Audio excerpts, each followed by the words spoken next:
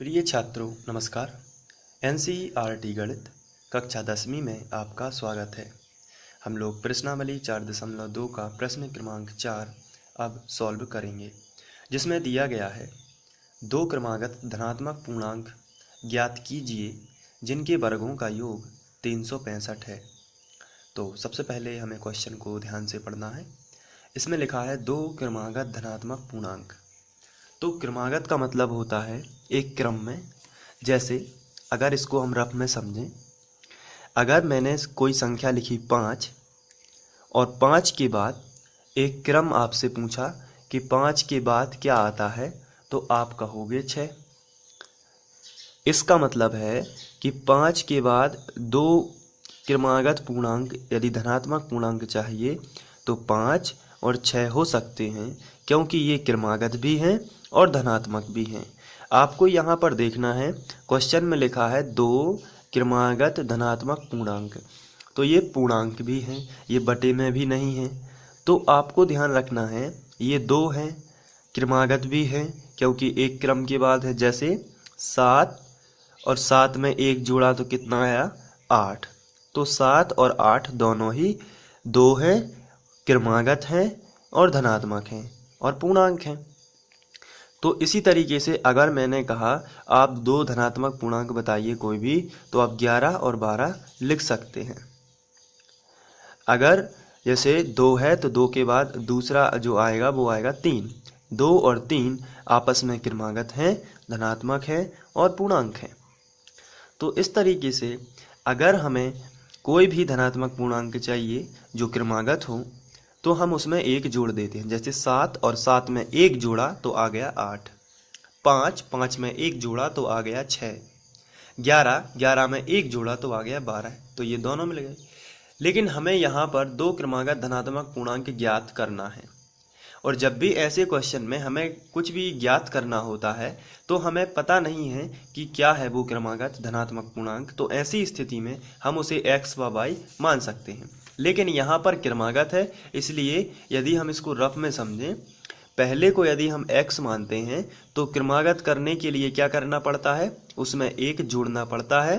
तो यदि पहली संख्या x होगी तो दूसरी संख्या x प्लस 1 हो जाएगी, क्योंकि यदि कोई संख्या 5 है तो उसकी क्रमागत 6 होती है, यानी 5 में एक जोड़ने पर ही आती है। लेकिन हमें मुख्य संख्या पता नहीं है तो हम उसको क्या मान लेते हैं x, तो दूसरी हो जाएगी क्रमागत x प्लस 1। तो उसमें एक जोड़ दोगे, जो भी x का मान आएगा उसमें आप एक जोड़ दोगे तो वो अगला मान भी आ जाएगा जो क्रमागत होगा। तो इसी तरीके से हम मान लेते हैं, माना वे दो क्रमागत संख्याएं x व x धन 1 हैं। तो यहाँ पर हमने दोनों क्रमागत संख्याओं को x व x धन 1 मान लिया है, क्योंकि क्रमागत शब्द जब भी आपको एग्जाम में आएगा तो आप x व x प्लस 1 कर दोगे, यानी प्लस 1 का मतलब होता है उसकी तुरंत बाद की संख्या। अब हम लोग प्रश्न पढ़ेंगे, तो यहाँ पर हम लिख सकते हैं प्रश्नानुसार, और हम प्रश्न पढ़ लेते हैं। इसमें लिखा है दो क्रमागत धनात्मक पूर्णांक ज्ञात कीजिए जिनके वर्गों का योग 365 है। तो यहाँ पर हमें दिया गया है जिनके वर्गों का योग 365 है, और हमारे क्रमागत संख्याएं हमने मानी हुई हैं x बाय x धन 1, तो इनके वर्गों का योग कर देते हैं और बराबर में 365 लिख सकते हैं। पहली संख्या और दूसरी संख्या x प्लस 1। क्वेश्चन में लिखा गया है जिनके वर्गों का, यानी कि हम इसका भी वर्ग कर देते हैं और इसका भी वर्ग कर देते हैं। वर्गों का योग आना होता है प्लस, तो यहाँ पर आप प्लस लगा दोगे। जिनके वर्गों का योग कितना है 365 है, तो आप यहाँ पे 365 लिख सकते हो। तो यहाँ से इसको हम आगे सॉल्व करेंगे। यहाँ बराबर लगा है तो आप एग्ज़ाम में यहाँ पर इम्प्लाई जेड का इस्तेमाल करोगे। यदि अच्छे अंक आपको चाहिए है तो आपको अच्छे से ही करना पड़ेगा। इसके बाद x वर्ग हम ज्यों का त्यों लिखेंगे। x प्लस 1 जो है इसकी हम सर्व समीका लगा देंगे। तो x प्लस 1 की सर्व समीका यदि हम ध्यान रखें तो a प्लस b का होल वर्ग होती है a वर्ग प्लस b वर्ग प्लस 2ab।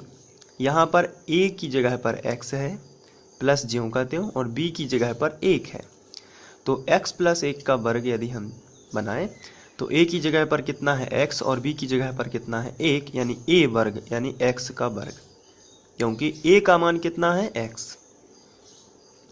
प्लस लगा है तो प्लस b का मान कितना है 1, तो आप यहाँ पे 1 लिखोगे और वर्ग लगा है तो वर्ग लगा दोगे, प्लस 2 ज्यों का त्यों a का मान है x, तो आप लिखोगे इंटू x, इंटू b का मान है 1, तो आप यहाँ पे लिख दोगे 1। तो x वर्ग 1 का वर्ग 1 ही होता है, प्लस 2 का गुणा x में होगा तो 2x और 2x एकम 2x ही आएगा। तो आप यहाँ पर देख रहे हैं कि x प्लस 1 का होल वर्ग जो है उसका आंसर आता है x वर्ग प्लस 1 प्लस 2x। तो हम यहाँ पे लिख देते हैं x वर्ग प्लस 1 प्लस 2x बराबर 365। आगे बढ़ते हैं, इम्प्लाई जेड लगाएंगे ज्यों का त्यों, एक एक्स वर्ग और दोनों जुड़ जाएंगे तो एक्स वर्ग वाले जुड़ के हो जाएंगे 2x वर्ग प्लस 2x, ये वाला 2x, और जो 1 है इसका पक्षांतर हम इस तरफ करेंगे क्योंकि यहाँ पर ये जुड़ेगा घटेगा नहीं, क्योंकि ये x वाली संख्याएं हैं, ये x वर्ग वाली है और ये तो एक अचर राशि है, इसलिए हम इसको इस तरफ ले आते हैं। तो 365 बराबर किस तरफ लिखा था तो उसको ज्यों का त्यों करेंगे और धन का 1 इस तरफ आएगा तो ऋण का 1 हो जाएगा, इसे बोलते हैं पक्षांतर। तो अब हम इसको ज्यों का त्यों लिखेंगे 2x वर्ग प्लस 2x, और 365 में से 1 चला जाएगा तो आएगा 364, और हम इसका पक्षांतर इस तरफ कर लेते हैं वर्ग समीकरण बनाने के लिए। तो 2x वर्ग प्लस 2x और ये प्लस का 364 इस तरफ आ जाएगा तो माइनस का 364 बराबर में आएगा 0। अब यहाँ पर 2 है, यहाँ पर 2 है और इसमें भी 2 से भाग चला जाएगा क्योंकि इकाई अंक में 4 लिखा है जो कि 2 से विभाज्य है। तो पूरे समीकरण में आप 2 से क्या कर दोगे, भाग दोगे, और जब 2 से भाग दोगे, जैसे यहाँ पर समझ लेते हैं 2x वर्ग प्लस 2x माइनस 364, आप यहाँ भी 2 से भाग दे दोगे और यहाँ भी दे दोगे और यहाँ भी दे दोगे, 2 और 2 कैंसिल हो जाएगा तो x वर्ग मिलेगा, 2 और 2 यहाँ पे भी कैंसिल तो x मिलेगा, यहाँ पे 2 एकम 2, तो 3 थे 2 एकम 2 हो गया तो 1 बचा, 2 अट्ठे 16 है और 2 दूनी 4, 182 आएगा। तो x वर्ग प्लस x माइनस 182, हम अगले स्टेप में इसको लिख लेते हैं, x वर्ग प्लस x माइनस 182 बराबर आएगा 0। इसके बाद हमें 182 जो है 182 का गुणा इसमें करना है, तो 182 एकम 182 ही आएगा, पहला नियम तो यही होता है गुणनखंड विधि का, और तो 182 एकम 182 ही आया।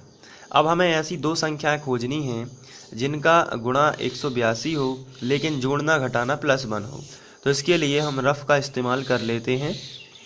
यहाँ पर यदि हम बात करें 182 की तो हम इसके गुणनखंड निकाल लेते हैं, 2 नाम 18, 2 एकम 2, 13 7 91 और 7 एकम 7। तो यहाँ पर हमने 182 के गुणनखंड निकाल लिए हैं। अब आपको ज़रा ध्यान से देखना है, यहाँ पर 13 का एक ग्रुप बना लेते हैं और 2 और 7 का एक, तो 7 दूनी कितना हो गया 14, तो 14 और 13 को यदि हम गुणा कर लेते हैं, चेक कर लेते हैं 182 आएगा क्योंकि ये इसी का गुणनखंड है। और यदि हम 14 और 13 हमें चाहिए +1, तो 14 जो है इसको कर देते हैं धन की संख्या और 13 जो है इसको कर देते हैं माइनस की, तो 14 में से 13 जाएंगे तो +x ही बचेगा। तो हमारी संख्या हमें मिलती है 14x माइनस 13x। हम यहाँ पर लिख लेते हैं x वर्ग plus 14x minus 13x minus 182 बराबर 0। अब हम कॉमन निकालेंगे, यहाँ पर 4 पद हो चुके हैं, 1 2 3 4, तो हम कॉमन निकाल लेते हैं। यहाँ पे आप देख रहे हैं कि यहाँ पे 14 है लेकिन यहाँ पे 14 नहीं है, लेकिन यहाँ पे x है, यहाँ पे भी x है, लेकिन कम से कम एक ही x है दोनों के पास, क्योंकि x पर 2 की घात यदि कॉमन निकालोगे तो यहाँ पे नहीं है। तो आप क्या करो, यहाँ पे केवल x कॉमन निकाल लो। तो x पर 2 की घात है, अगर एक x कॉमन आ भी गया तो एक तो बच गया अंदर, प्लस लगा है तो प्लस। यहाँ पे एक x हमने कॉमन निकाला है तो केवल क्या बच गया, 14। अब यहाँ पर देख लेते हैं, यहाँ पर 13 है और 13 का 182 जो है 13 से 14 बार विभाज्य होगी, क्योंकि 13 और 14 का गुणा से तो 182 बनता है। तो माइनस का 13 हम उभयनिष्ठ ले लेंगे। और आपको मैं बता दूं, इसके पहले भी मैंने जो क्वेश्चन कराए हैं, मैंने बताया जब भी माइनस कॉमन हो तो अंदर का चिन्ह बदल जाता है। तो -13 कॉमन लिया तो x बचा अंदर, और ये माइनस का जो है ये काय में बदल जाएगा, प्लस में, और ये आएगा 14 बार चला जाएगा, बराबर आएगा 0। अब यहाँ पर दोनों में से उभयनिष्ठ आ जाएगा, x + 14, और बचेगा क्या, x - 13 बराबर 0। अब दोनों में बराबर में 0 ले लेते हैं, यानी x + 14 बराबर 0, या x - 13 बराबर 0। तो x बराबर प्लस का 14 इस तरफ आएगा तो माइनस का 14 हो जाएगा, या x बराबर माइनस का 13 इस तरफ आएगा तो प्लस का 13। तो -14 जो है वो मान्य नहीं है क्योंकि ऋणात्मक है। तो हम लिखेंगे यहाँ x बराबर -14 मान्य नहीं है,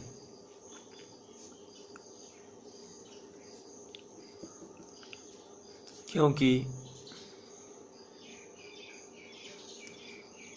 यह एक ऋणात्मक संख्या है, और जबकि हमें क्रमागत धनात्मक पूर्णांक चाहिए, क्योंकि यह एक ऋणात्मक संख्या है।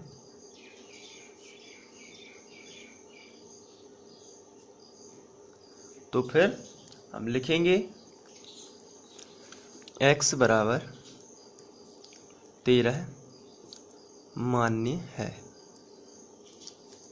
इसलिए वे दो क्रमागत संख्याएं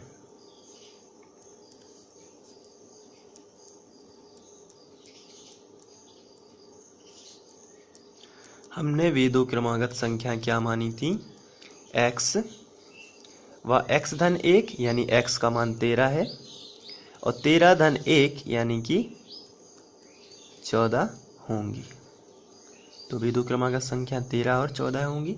तो इस तरीके से आप इसको लिख सकते हैं और अच्छे से कर सकते हैं।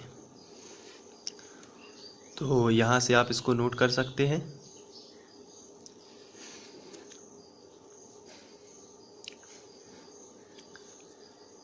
Thank you.